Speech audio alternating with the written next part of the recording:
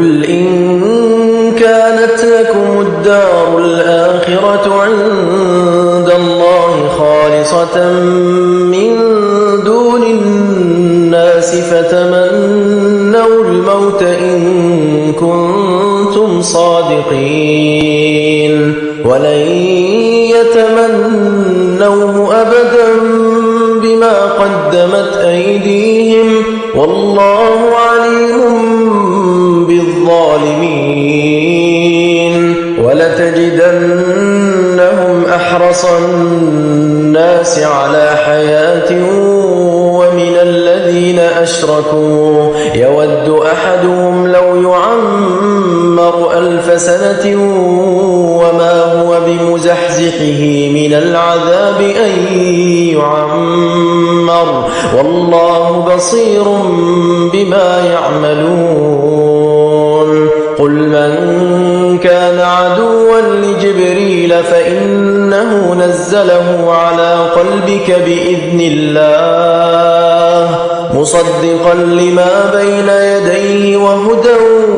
وبشرى للمؤمنين من كان عدوا لله وملائكته ورسله وجبريل وميكال فإن الله عدو للكافرين ولقد أنزلنا إليك آيات بينات وما يكفر بها إلا الفاسقون أوكلما عاهدوا عهدا نبذه فريق منهم بل أكثرهم لا يؤمنون ولما جاءهم رسول من عند الله مصدق لما معهم نبذ فريق من الذين أوتوا الكتاب كتاب الله وراء ظهورهم كأنهم لا يعلمون واتبعوا ما تتلو الشياطين على ملك سليمان وما كفر سليمان ولكن الشياطين كفروا يعلمون الناس السحر وما أنزل على الملكين ببابل هاروت وماروت وما يعلمان من أحد حتى يقولا إنما نحن فتنة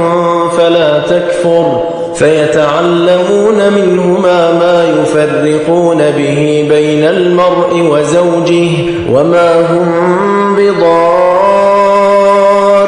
به من أحد إلا بإذن الله ويتعلمون ما يضرهم ولا ينفعهم ولقد علموا لمن اشتراه ما له في الآخرة من خلاق ولبئس ما شروا به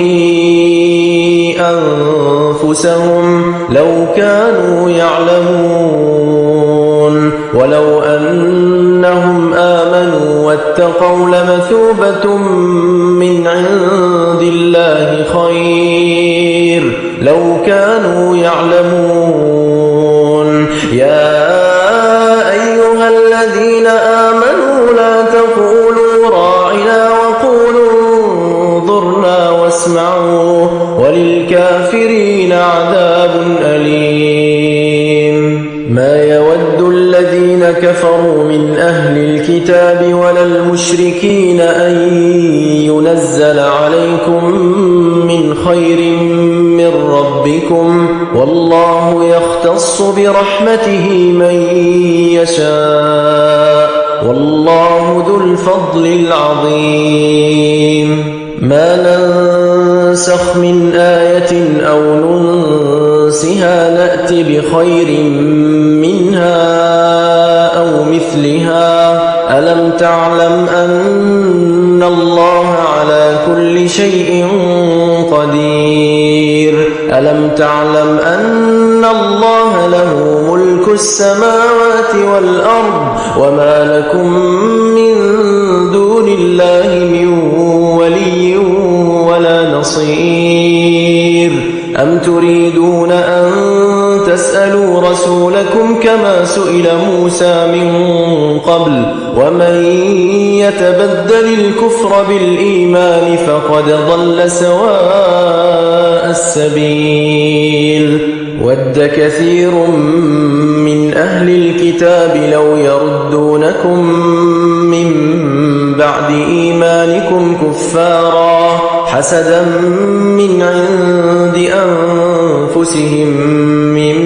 بعد ما تبين لهم الحق فاعفوا واصفحوا حتى يأتي الله بأمره إن الله على كل شيء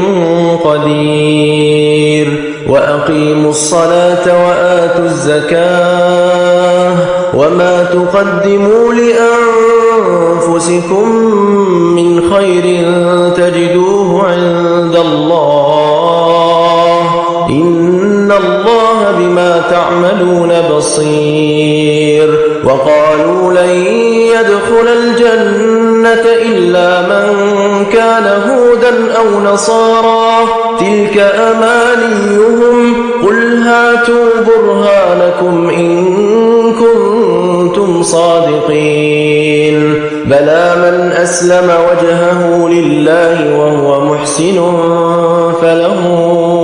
أجره عند ربه ولا خوف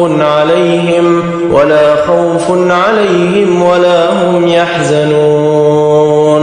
وقالت اليهود ليست النصارى على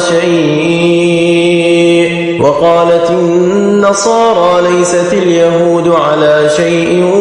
وهم يتلون الكتاب كذلك قال الذين لا يعلمون مثل قولهم فالله يحكم بينهم يوم القيامة فيما كانوا فيه يختلفون ومن أظلم ممن منع مساجد الله أن يذكر فيها اسمه وسعى في خرابها أولئك ما كان لهم أن يدخلوها إلا خائفين لهم في الدنيا خزي ولهم في الآخرة عذاب عظيم ولله المشرق والمغرب فأينما تولوا فثم وجه الله إن الله واسع عليم وقالوا اتخذ الله ولدا سبحانه بل له ما في السماوات والأرض كل له قانتون بديع السماوات والأرض وإذا قضى أمرا فإنما يقول له كن فيكون وقال الذين لا يعلمون لولا يكلمنا الله أو تأتينا آية كذلك قال الذين من قبلهم مثل قولهم تشابهت قلوبهم قد بينا الآيات لقوم